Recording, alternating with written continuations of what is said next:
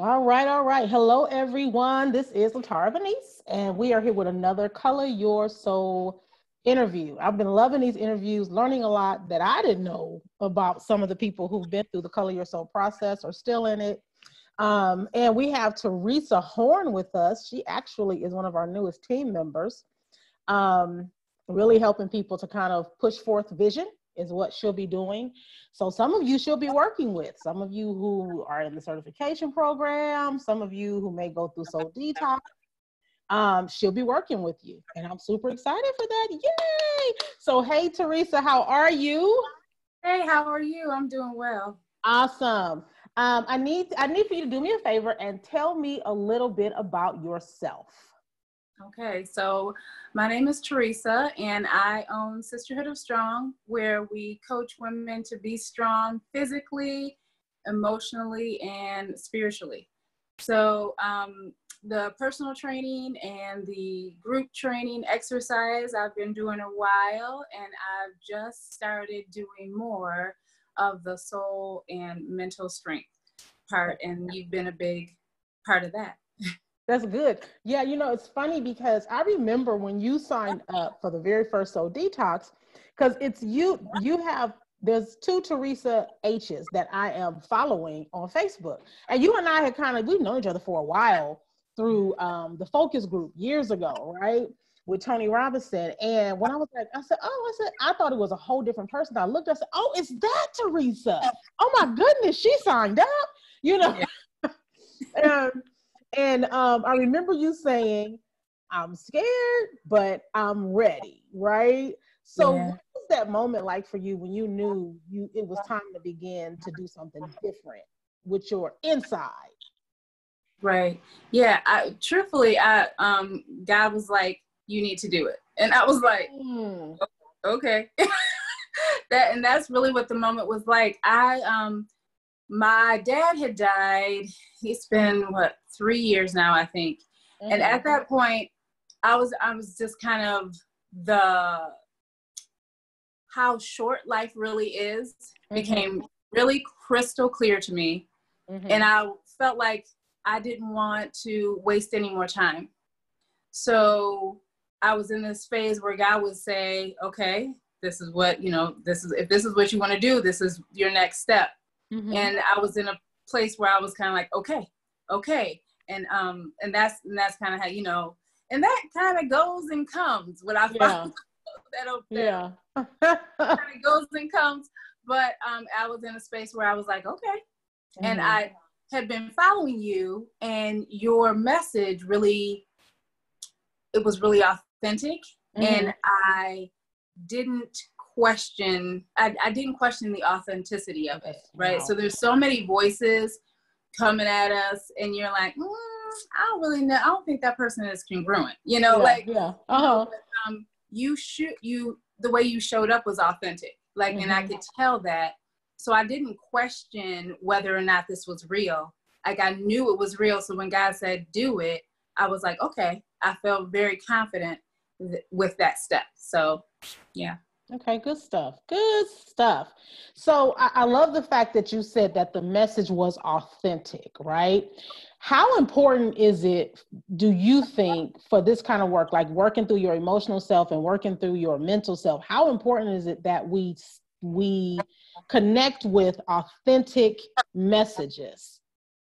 I think it's completely important, because part of the problem that we have, the problem that I know I had, was I wasn't being my authentic self, right? Mm-hmm. So there were masks that I was wearing that I had no idea it was even a mask. Mm-hmm. I mean, like, really, truly, I was like, mask? What do you mean? I don't have a mask. I'm not wearing a mask. But as you start to dig and mine, you're mm-hmm. like, oh, it was a mask. So if somebody else is wearing a mask, how can they help you clear up your own stuff? Mm-hmm. So, it's really, it's vital, or else you're just, trading a mask for a different mask. Yeah. Wow. That's good, right? So if you don't remove and work on that, removing that mask and annihilating it, then you're just going to put on a different mask, right? Yeah. I love that. That's what I call that kind of like surface healing, like, okay, or that height healing. I want to heal, but I want to keep wearing mask. I want you to see me this way. So I'm going to act like I'm healing and put this mask on and smile, but I'm still hurting on the inside, right? So, wow, that's really good, man. True, that's really good. So tell us about some of the masks you were wearing. Well, so I was really trying to be perfect.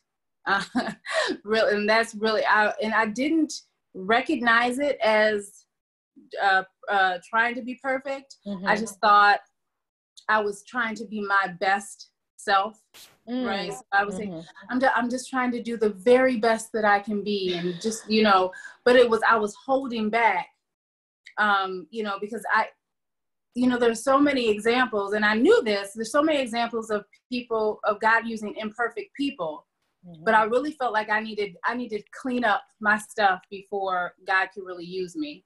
And so really that's the one of the major masks that I was wearing, is just trying to do it on my own, get cleaned up on my own, make things better on my own before I could really do the work, and be used of God. That's good. I like that. I remember last night in the certification, Clarissa mentioned something about how, you show up whether you want to or not, pretty much, right? And so the funny thing is we try to walk around with this perfection, or we try to be this, I want to be this type of person for these type of people. I want to be this, I want to be that. And we really are showing up as we are, and we don't even recognize it, even when we're the mask, right? So that's really good. I love that insight that you just offered. So you started with the soul detox, right? And you took a couple of rounds of it, and you're back in it now, right? Which I love.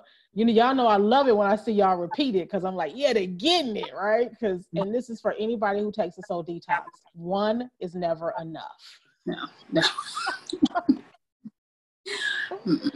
Yeah. One is never enough. Now I'm gonna keep going, because I've had a couple people go, "Oh, I've been through it once, I'm good," and I'm like, "Yeah," and I see that mask, and right, and so you took that, and then when I opened up the certification, you were like, "I know I need this." Why did you need the certification, and what is it doing for your business right now? Right.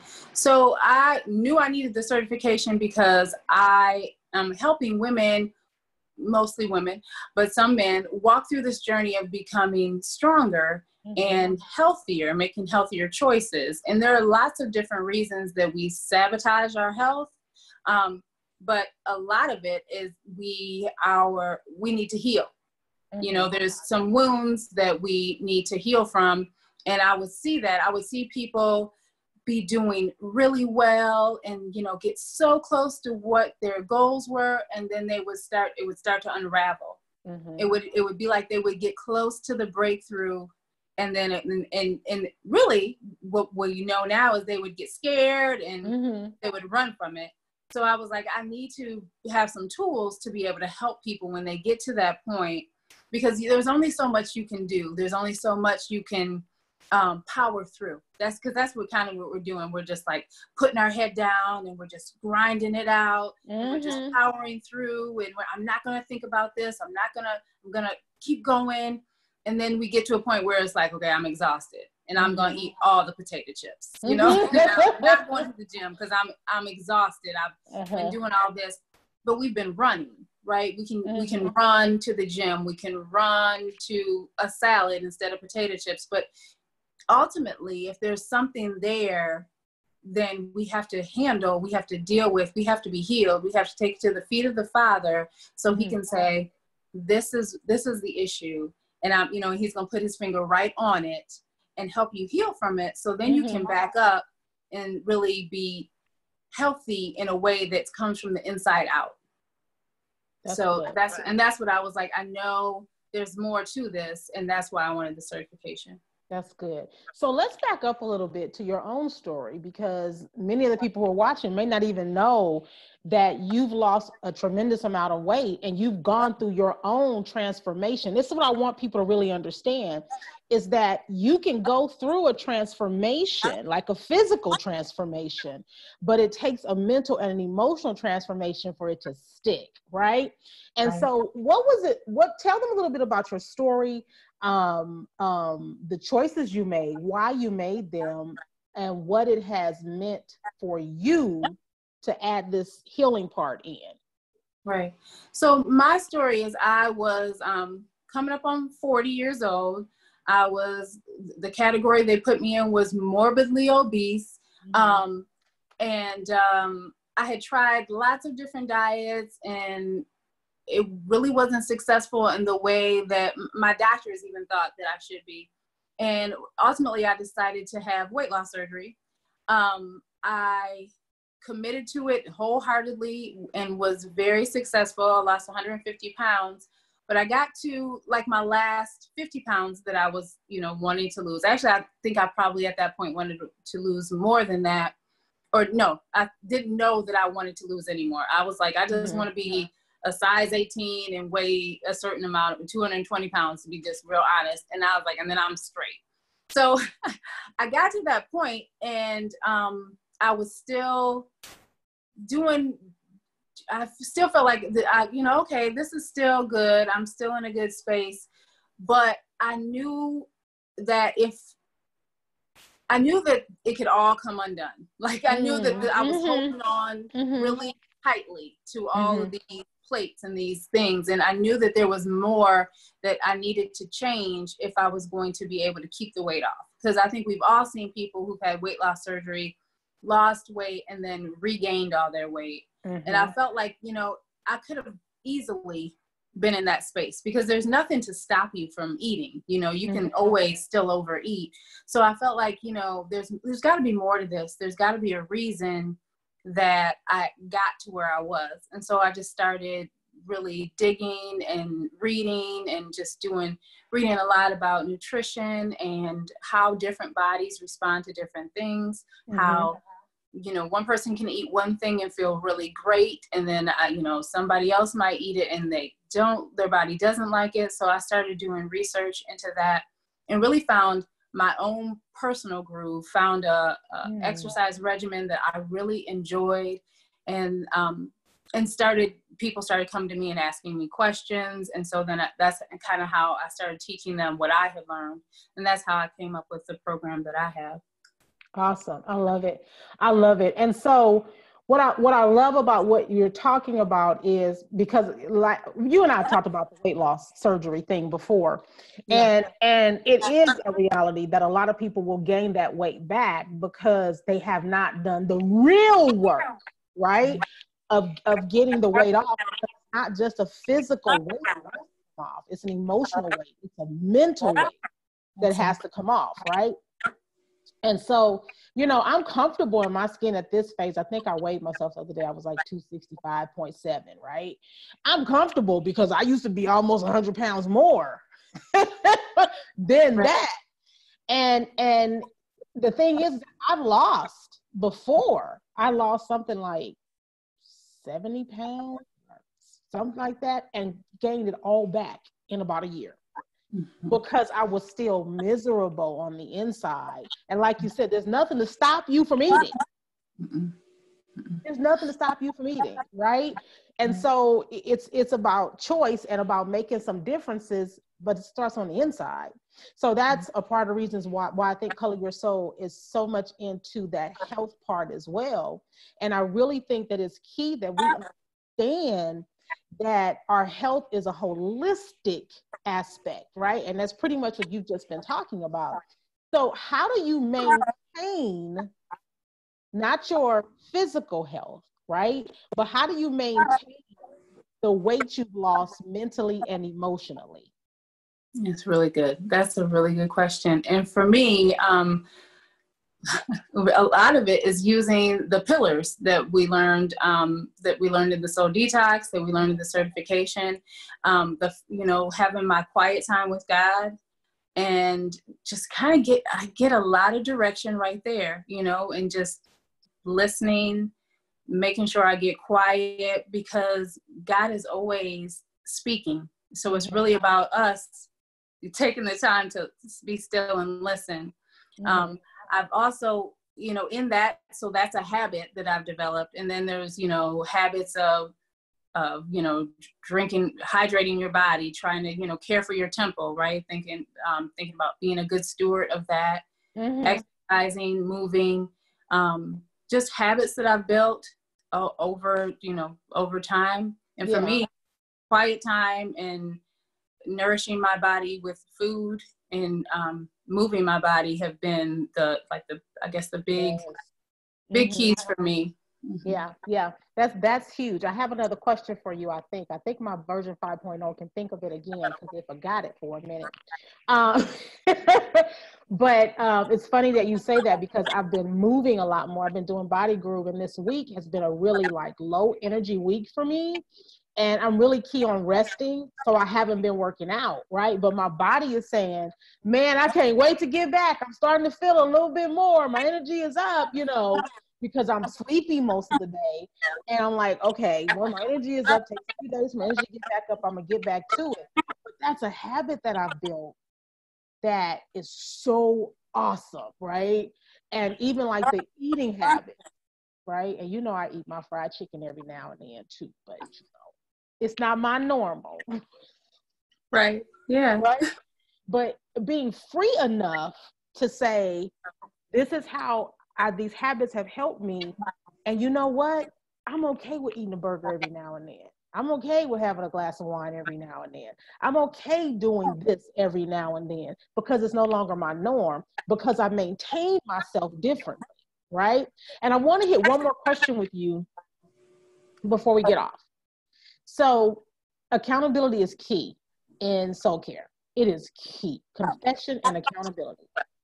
That's why most people don't want to take care of their soul, because they got to be honest about their mess.